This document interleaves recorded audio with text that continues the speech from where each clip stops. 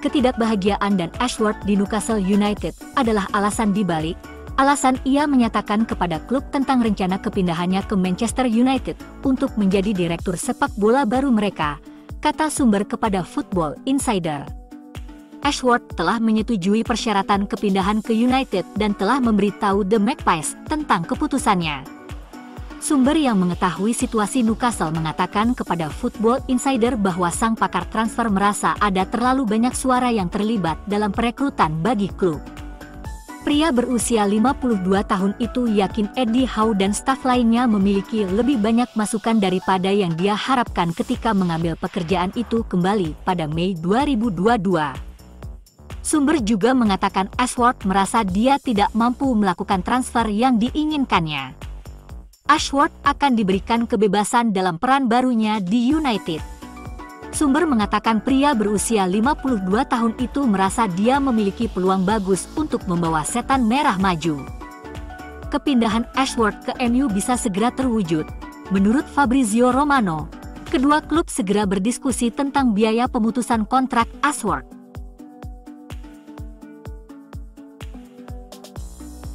Liga Premier memberikan persetujuan yang segera diikuti oleh FA untuk pembelian MU oleh miliarder Sir Jim Ratcliffe. Liga Premier menyatakan bahwa Ratcliffe adalah investor pertama yang dinilai dan disetujui sejak aturan tata kelola sepak bola baru diberlakukan tahun lalu. Pada tahun 2005, banyak penggemar Manchester United saat itu berpandangan bahwa keluarga Glazer tidak boleh diizinkan membeli klub tersebut. Cara mereka beroperasi secara serampangan dalam 2 dekade terakhir hanya memperkuat pandangan tersebut, dengan klub yang dibebani utang lebih banyak dari sebelumnya, dan utang biaya transfer dalam jumlah yang sangat besar. Masih belum jelas apakah mereka akan lulus tes baru ini, tetapi kita bersyukur bahwa Ineos telah diberikan lampu hijau. Investasi mereka hanya 25%, namun mereka diberikan kendali nyata oleh keluarga Glazer, dengan para penggemar berharap hal itu akan diikuti pembelian total di kemudian hari. Dan Ineos telah bergerak di belakang layar.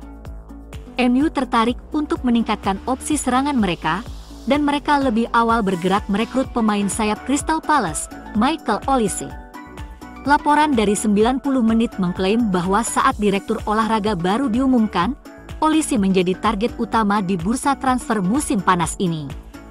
Olise telah memantapkan dirinya sebagai pemain kunci Crystal Palace dan penampilannya untuk Eagles telah menarik perhatian klub-klub papan atas.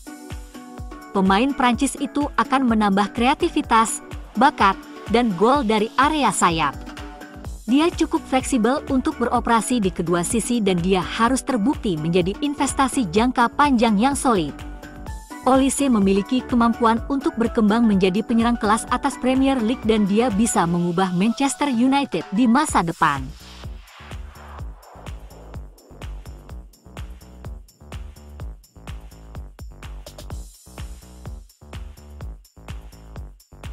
Liga Premier telah menyetujui kesepakatan Sir Jim Ratcliffe untuk membeli 25% saham di Manchester United. Dan pemilik Ineos sekarang dapat melanjutkan rencananya untuk merombak operasional sepak bola di klub.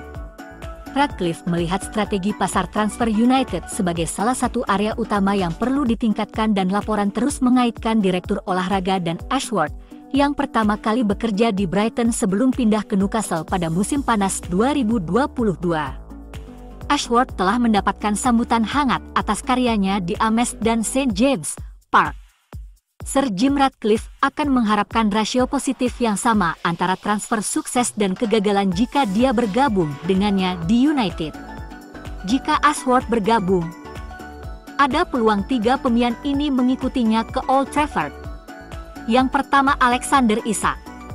Mantan andalan Real Sociedad ini bisa bekerja dengan sangat baik bersama Rasmus Højlund. Kita bisa melihatnya bekerja dengan sangat baik dengan siapapun, karena dia adalah pesepak bola yang menawan. Newcastle jelas perlu menjual setidaknya salah satu pemain besar mereka untuk mematuhi FFP. Yang kedua, bek Jan-Paul van Hecke, mantan pemain NEC Breda yang dibawa Ashworth ke Brighton. Terakhir, pemain sayap Jepang, Kaoru Mitoma. transfer terbesar Ashworth yang pernah ada, telah banyak dikaitkan dengan Manchester United selama beberapa waktu.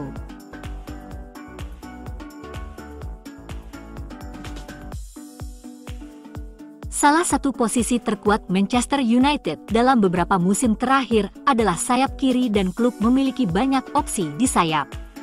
Namun, segalanya tidak berjalan mulus musim ini dengan pencetak gol terbanyak musim lalu. Marcus Rashford berjuang untuk meniru statistik mencetak gol yang luar biasa di musim lalu. Dia baru mencatatkan 5 gol sejauh ini, dan lebih dari penampilannya di lapangan, masalahnya di luar lapangan telah menjadi berita utama. Dia terlihat berpesta setelah kekalahan derby Manchester dan baru-baru ini, pemain Mancunian itu dilaporkan sakit untuk berlatih setelah minum tequila selama 12 jam di Belfast. Banyak pakar yang mempertimbangkan masalah ini dan menjadi berita utama nasional. Tetapi tidak seperti si arogan Jadon Sancho, penyerang tersebut meminta maaf kepada Erik ten Hag dan didenda berat namun diintegrasikan kembali ke skuad tim utama. Namun, sejak itu, ia telah dikaitkan dengan pintu keluar sensasional ke Paris Saint-Germain yang telah lama menjadi peminatnya, sementara Real Madrid juga dilaporkan ikut bergabung dalam perburuan tersebut. Sayap kanan juga tetap menjadi masalah besar dengan Jadon Sancho yang tampaknya akan keluar dari klub, sementara Antony tidak terlihat seperti pemain tepat. Menurut outlet Turki Aksam, MU memantau Kerem Aktürkoğlu saat Galatasaray menghadapi Sparta Praha di Liga Eropa. Penggemar United akan mengingat nama itu dengan baik karena pemain berusia 25 tahun itu menghasilkan gol indah yang membuat Old Trafford terdiam ketika kedua klub bertemu di Liga Champions musim ini. Tidak hanya itu, ia juga mencetak gol di pertandingan sebelumnya saat juara Turki itu meraih hasil imbang dari ambang kekalahan. Pemain internasional Turki ini mencetak 12 gol dan 8 assist dari 34 penampilan sebagai starter di semua kompetisi.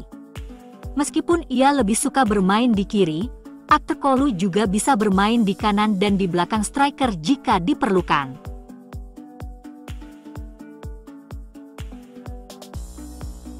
Manchester United lebih baik daripada klub lain dalam mengintegrasikan pemain muda.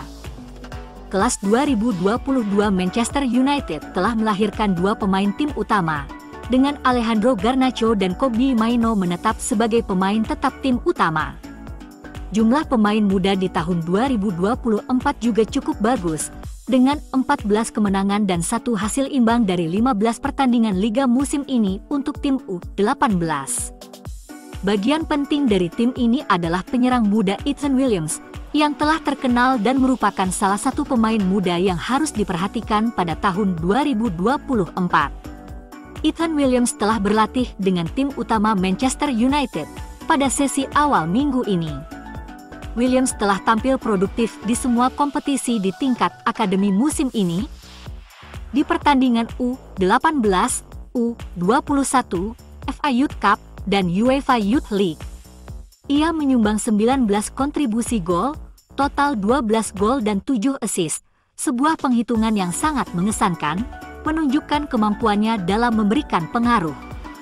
Manchester United memiliki 249 pemain akademi yang tampil di tim utama klub, dengan Omari Forson yang terakhir melakukan debutnya. Williams mungkin menyukai peluangnya untuk menjadi pemain ke-250 sebelum musim berakhir, jika ia dapat melanjutkan rekor produktifnya dalam mencetak gol di tingkat akademi. Bersama Willy Kambuala, yang juga melakukan debut tim pertamanya awal musim ini, dan sekarang menjadi bagian reguler dari skuad tim utama Setan Merah. Harry Amas yang berusia 16 tahun terlihat dalam pelatihan tim utama minggu lalu. Dengan bakat di peringkat akademi menjadi pertanda baik untuk masa depan. Erik ten Hag melakukan tugasnya dengan baik dengan secara konsisten mengintegrasikan talenta-talenta muda ke dalam sesi latihan, dan ketika waktunya tepat, peluang tim utama juga akan terbuka.